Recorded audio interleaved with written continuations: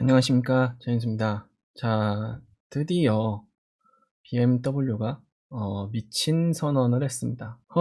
내연기관차를 포기하지 않겠다라는 선언을 했죠. 바로 작년 여름과 가을에 전기차로서의 행보를 약속한 것과 또 반대되는 그런 얘기를 꺼냈습니다. 한번 잠깐 보시죠.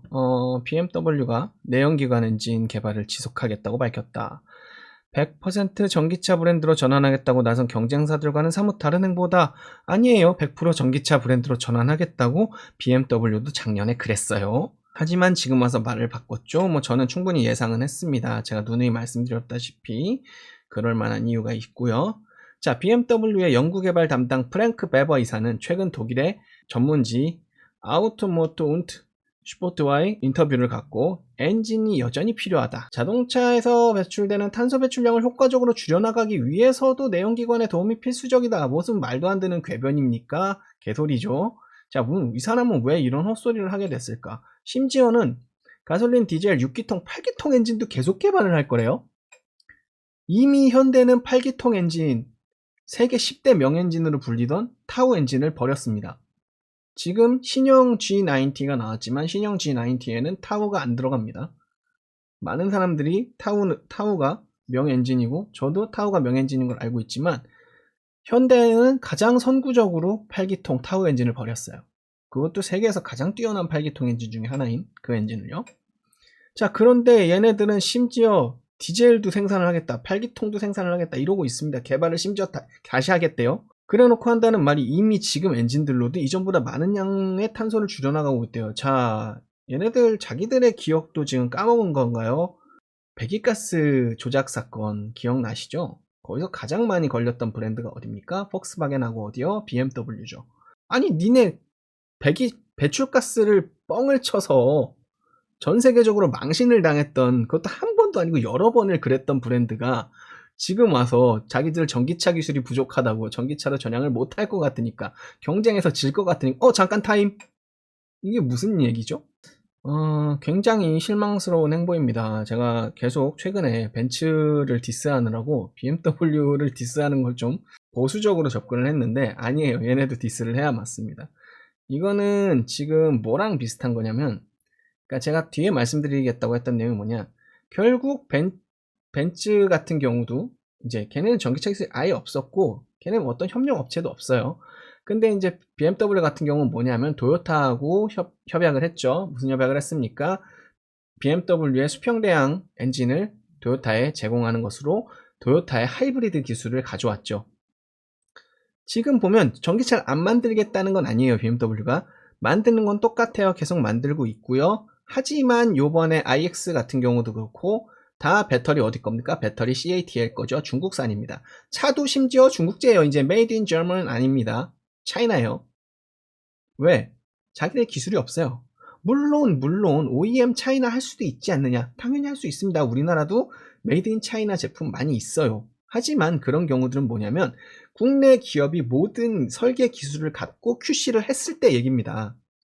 하지만 이건 그게 아니에요. 본인들이 기술이 없어서 QC를 하러 간다 한들 이게 제대로 QC가 된다는 보장이 안 돼요. 왜? 내가 모르니까. 모르는데 뭘 QC를 갑니까? 가면 안 가는 것보단 낫겠죠.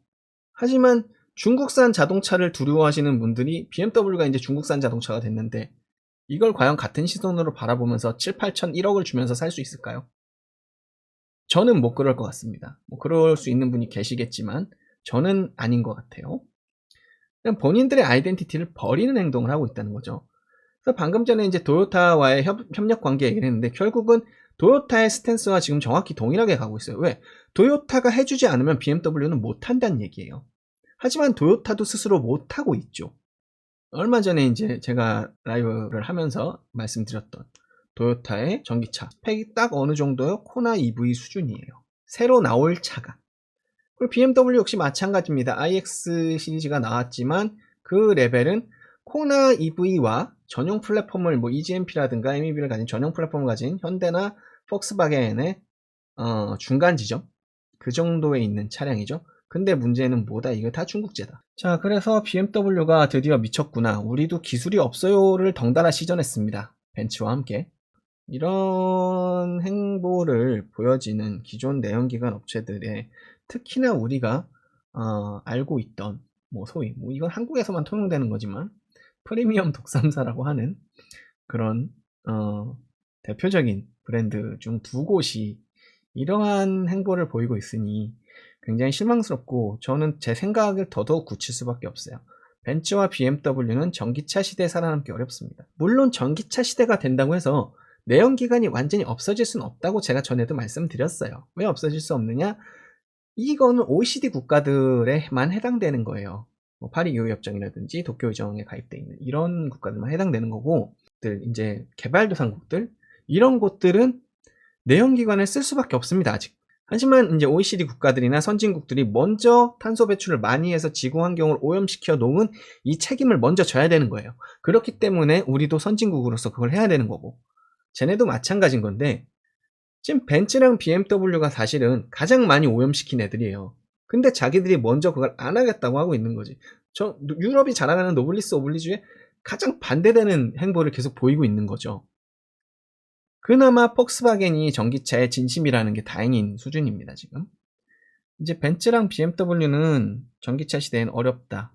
심지어 사실상 CATL 배터리 썼다 그러면 배터리계에서는 차량급으로 보면 이제 뭐 경차급으로 대우해줘야 되는 건데, 아직도 그 내연기관차 시절에 BMW라는 브랜드 때문에 저 말도 안 되는 가격을 받고 있는 거죠.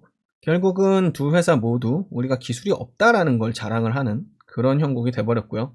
우리가 탄소 중립이라는 목표에 가까워질 수 있는 그런 뻔히 보이는 솔루션들이 있는데 왜 기득권을 놓지 못해서 그걸로 가지 못해야 되는지, 결국은 자기 욕심이거든요. 물론 뭐 자본시장에서 자기 욕심을 챙기는 게 나쁘다는 얘기는 아니에요. 하지만 시대와 시장이 그렇게 흘러가고 있는데 굳이 그거를 이제 죽어가는 거를 놓지 못하고 뭐 심폐소생술을 하겠다라고 하는 저 작태가, 심지어 그 말을 한 브랜드가 지금까지의 인류의 자동차 시장을 이끌어온 벤츠, BMW 뭐 이런 브랜드들이라는 게 너무도 실망스러운 저녁입니다. 오늘은 여기까지 하겠고요. 봐주셔서 감사합니다.